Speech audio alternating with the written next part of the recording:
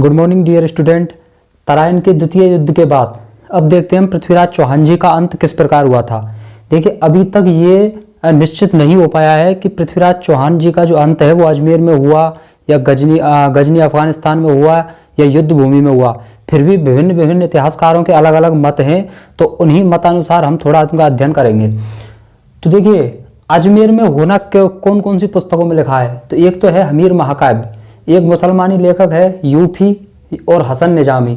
तो इन्होंने थोड़ा सा उलट फेर करके यही लिखा है कि पृथ्वीराज चौहान तराइन के द्वितीय युद्ध में परास्त होते हैं और मोहम्मद गौरी उनको बंदी बना लेता है और यही कहता है कि अगर तुम मेरे अधीन रह के अजमेर का शासन कर सको तो बताओ, मैं तुम्हें अजमेर सौंपता हूँ। पृथ्वीराज चौहान ने बिल्कुल स्पष्ट मना कर दिया कि मैं तेरी अधीनता में कभी भी राज्य नहीं करूंगा अजमेर में। तो इस तरीके से इन्होंने मोहम्मद गौरी ने पृथ्वीराज चौहान जी को कैद में डाल दिया। तो एक दिन वो इनकी या मोहम्मद गौरी की मृत्यु का षड्यंत्र करते हुए पाए गए, षड्यंत्र रचते हुए पाए गए।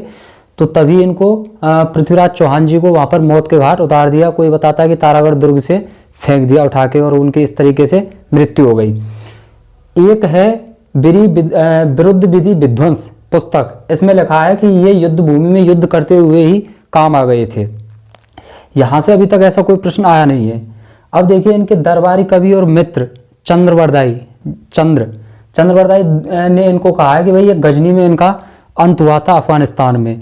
तो जो मोहम्मद गौरी है वो पृथ्वीराज चौहान जी को गिरफ्तार करके गजनी ले गया और तो इसने वहां पर इनको कैद में डाल दिया गजनी में। इनके साथ में ये मित्र भी थे इनके चंद्रबरदाई। तो ये पृथ्वीराज चौहान वहां पर बड़ी दुखी रहते थे क्योंकि उनको बदला लेना था अपने हार का। तो ये दुखी रहते थे, तो इन्होंने चंद्रबरदाई को इनका दुख देखा नहीं गया और इन्होंने एक युक्ति से काम लिया। जब ये कैद में डाले थे तो इनकी आंखें भी निकलवा दी थी पृथ्वीराज चौहान जी की मोहम्मद गौरी ने। तो फिर चंद्रबरदाई ने उस सुल्तान से कहा, मोहम्मद गौरी से, कि जो हमारे राजा हैं, हमारे शासक हैं, हमारे मित्र हैं, वो शब्द भेदी बाण चलाने में निपुण है। शब्द भेदी का मतलब ये होता है कि जहां से ही ध्वनि आए वहीं पर तीर से निशाना साधा जाए और बिल्कुल परफेक्ट। तो वो होता है शब्द भेदी, यानी जहां से ध्वनि आए वहीं पर निशाना लगाया जाए। तो सुल्तान को लगा कि यार ये तो बड़ी अचरज की बात है, अचंभे की बात है, अंधा आदमी और शब्द के आधार पर ही निशाना लगा ले। तो उसने एक बड़े विशाल दरबार का आयोजन किया। बहुत भीड़ इकट्ठी हुई क्योंकि सभी को ये चमत्कार देखना था कि भाई ऐसे कैसे हो सकता है। इन दोनों की, पृथ्वीराज चौहान जी की और चंद्रबरदाई की, बात हुई गई थी पहले कि किस तरीके से मैं चाल चल रहा हूँ और किस तरीके से इसका गौरी का अंत करना है। तो जैसे ही वो प्रांगण में पहुंचे जहां पर एक विशाल सम्मेलन लगा हुआ था, तो प्रांगण में पहुंचे तो चंद्रबरदाई ने एक दोहा बोला और वो दोहा ये था, 4 बांस 24 गज अंगुल अष्ट प्रमाण, ता ऊपर सुल्तान है मत चूके चौहान। तो इस तरीके से उन्होंने दोहे के माध्यम से जो मोहम्मद गौरी था, जो तख्त पे बैठा था, उसकी लोकेशन बता दी पृथ्वीराज चौहान को इशारों में कि कितनी दूरी पे है, कितनी ऊंचाई पर है। अब देखिए, इसमें सुल्तान शब्द आया है मोहम्मद गौरी के लिए, और मत चूके चौहान, ता ऊपर सुल्तान है मत चूके चौहान, सुल्तान नहीं है चौहान। तो ये चौहान कौन है? पृथ्वीराज चौहान। तो सुल्तान तो हो गया मोहम्मद गौरी और चौहान कौन हो गया? पृथ्वीराज चौहान। तो उसी समय इन्होंने एक बाण छोड़ा और वो जाके लगा उसके गले में, और वहीं उसकी ये लीला समाप्त हो गई।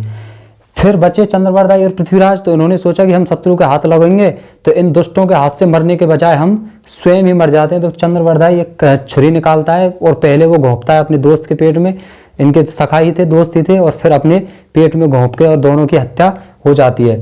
तो इस तरीके से गजनी में ही इन्होंने बताया कि गजनी में ही, अफगानिस्तान में ही पृथ्वीराज चौहान जी की समाधि है। और इसी का समर्थन किया है अबुल फजल ने भी माना है कि जो पृथ्वीराज चौहान है उनका अंत गजनी में हुआ था। Is that clear? तो इस तरीके से इनके अंत को लेकर ये कुछ धारणाएं हैं या कुछ मान्यताएं हैं। अब देखिए, इनका कुछ साहित्यिक अगर हम योगदान देखें तो इनके कुछ दरबारी विद्वानों का उल्लेख मिलता है समकालीन पुस्तकों में। उनमें जयानक है, कवि चंद यानी चंद्रबरदाई, इनका वास्तविक नाम था पृथ्वी भट्ट, लेकिन ऐसे बताते कि शासक का नाम और सामंत का नाम सेम नहीं हो सकता, तो इस वजह से इसका नाम पृथ्वी भट्ट की बजाय क्या कर दिया? चंद कर दिया। बागीश्वर, जनार्दन, विश्वरूप, आशाधर, विद्यापति, ये इनके साहित्य के इसके दरबार में रहने वाले कुछ विद्वान हैं। इनका अगर स्थापत्य में योगदान देखें तो कुछ खास योगदान नहीं है, लेकिन फिर भी इन्होंने हरियाणा में एक पिथौरागढ़ नामक दुर्ग का निर्माण करवाया था? हरियाणा में पूछा जा सकता है आपसे कि बताइए हरियाणा में पिथौरागढ़ नामक दुर्ग का निर्माण किसने करवाया था? तो आपका उत्तर होगा पृथ्वीराज चौहान। तो इस तरीके से पृथ्वी जो अजमेर के चौहान वंश का शासन है या इतिहास है वो होता है समाप्त। पृथ्वीराज चौहान जी के बाद मोहम्मद गौरी ने इनके बेटा था गोविंद राज, उसको वहाँ का शासक बनाया, लेकिन वो वहाँ से थोड़ी दिन बाद ही उसको वहाँ से निकाल दिया था। तो इस तरीके से ये अजमेर का जो इतिहास है चौहानों का वो होता है समाप्त। अगली क्लास में हम देखेंगे रणथंभौर के चौहानों को। धन्यवाद।